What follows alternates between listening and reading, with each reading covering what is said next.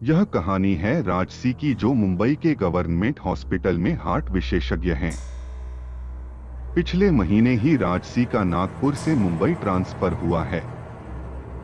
Mumbai transfer होने के बाद कुछ दिन राजसी होटल में रही। फिर जल्दी ही साथ काम करने वाली नर्स फातिमा के घर रेंट पर एक रूम मिल गया। फातिमा मुंबई से 10 किलोमीटर की दूरी पर स्थित एक छोटे से गांव में अकेली रहती थी, जिससे उसका भी अब मन लग जाता था। रात के 8 बज रहे थे। फातिमा मैडम घर नहीं जाना, आज काफी लेट हो गया है, बहुत रात हो गई है। राजसी फातिमा से, तुम जाओ, मुझे अभी कुछ काम है, मैं काम खत्म करके आती हूँ। फातिमा, जी मैडम। राजसी, गेट अंदर से लॉक कर लेना, मेरे पास दूसरी चाबी है। फातिमा, जी मैडम। रात के 9:30 बज रहे हैं। काम करते करते राजसी को समय का ध्यान ही नहीं रहता।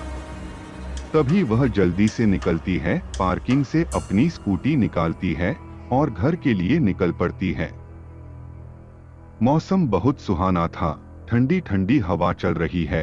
राजसी बस अपनी धुन में आगे बढ़ी जा रही थी।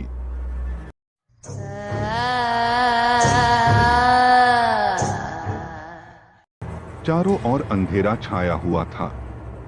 अचानक गांव से कुछ पहले राजसी चौंक जाती हैं।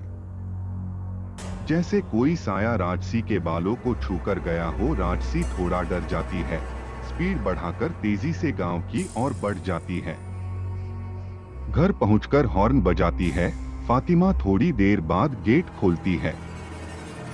राजसी, क्या फातिमा, इतनी देर से हॉर्न बजा रही हूं, इतनी देर से गेट खोला। दोनों अपने रूम में चली जाती है। राजसी अपने रूम में पहुंचकर पलंग पर बैठ जाती है और फातिमा के बारे में सोचते हुए लेट जाती है। सोचते सोचते राजसी को कब नींद आ जाती है, पता ही नहीं चलता। रात के 12 बजे है। अचानक खिड़की पर कुछ आवाज हुई। राजसी की नींद खुल जाती है। राजसी खिड़की की ओर देखती है। खिड़की के बाहर उसे एक अजीब सी परछाई दिखाई देती है। राजसी डरते डरते खिड़की की ओर जाती है। खिड़की खोलकर देखती है, पर कुछ दिखाई नहीं देता। दिखाई देता है तो बस दूर दूर तक काला स्याह अंधेरा और दूर दूर तक फैला घना जंगल। राजसी दोबारा सोने की कोशिश करती है। धीरे धीरे राजसी को नींद आ जाती है। रात के 2 बज रहे हैं। अचानक फिर से खिड़की पर जोर का झटका लगता है, जैसे कोई खिड़की को बहुत जोर से पीट रहा हो। राजसी की नींद अचानक से खुल जाती है और उठकर बैठ जाती है। खिड़की के बाहर फिर वही काला साया दिखाई देता है। राजसी जोर से चिल्लाती है, कौन है?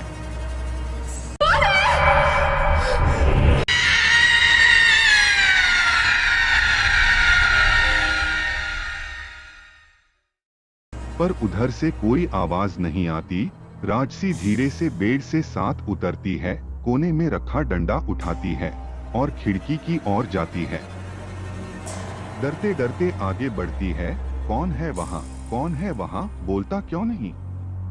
कौन है वहां? पर कोई आवाज नहीं आती। राजसी आगे बढ़ती है और खिड़की खोलकर देखती है, पर फिर से उसे वहां कोई नजर नहीं आता।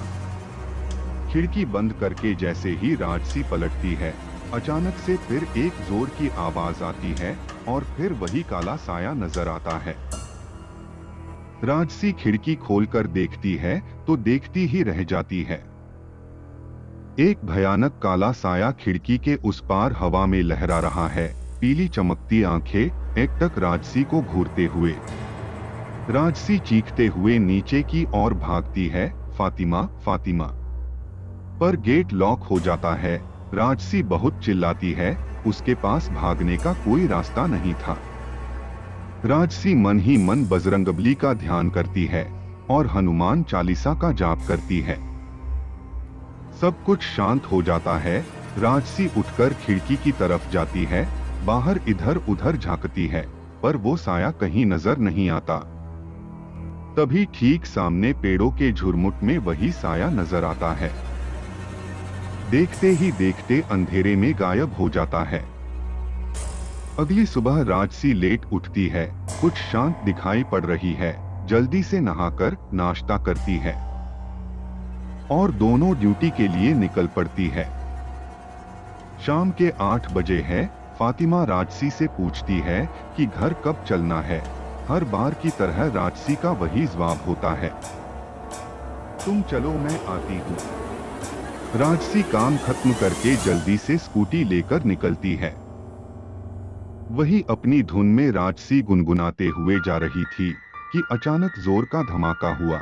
स्कूटी में पंक्चर हुआ था। अब कैसे जाऊंगी घर, वैसे तो पहुंच ही गई हूँ, पैदल ही चलती हूँ। राजसी पैदल ही चल देती है।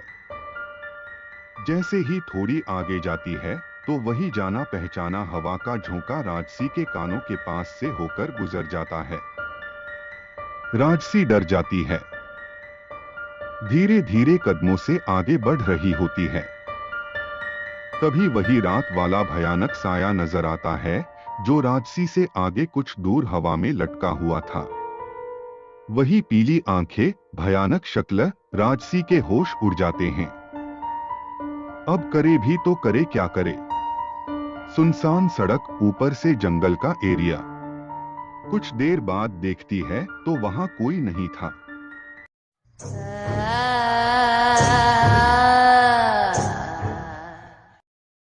जल्दी से स्कूटी को लेकर घर पहुंचती है।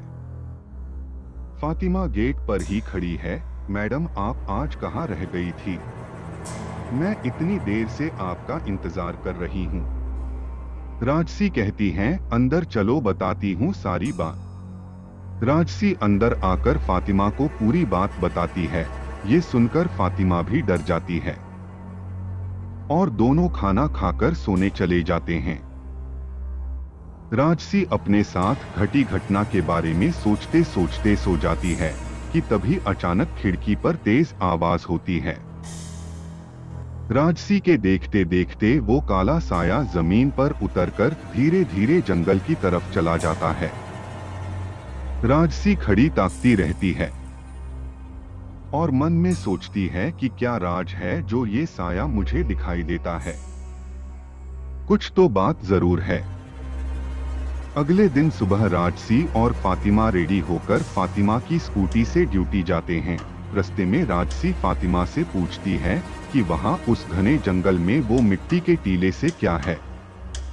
फातिमा राजसी को बताती है कि यहाँ बहुत पहले कब्रिस्तान हुआ करता था, पर अब वहां कोई नहीं जाता क्योंकि लोगों का मानना है कि वहां जिन्न रहते हैं। ये कहकर फातिमा चली जाती है। राजसी फातिमा के बारे में सोचते हुए, फातिमा कुछ छिपा रही है, मुझ पता करना होगा। लगभग रात के 8:30 बज रहे हैं। राजसी स्टाफ के बंदे का स्कूटर लेकर घर के लिए निकल पड़ती है। राजसी ने अपने सामने देखा तो वही काला साया नजर आया जो धीरे धीरे जंगल की ओर बढ़ रहा था। ना चाहते हुए भी राजसी भी उस साये के पीछे पीछे चलने लगी। चारों ओर घना अंधेरा था।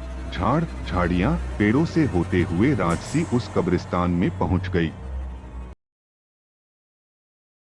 इसमें बस इतना ही। आगे की कहानी सुनने के लिए हमारे हिंदी हॉरर स्टोरी चैनल को सब्सक्राइब करें। धन्यवाद।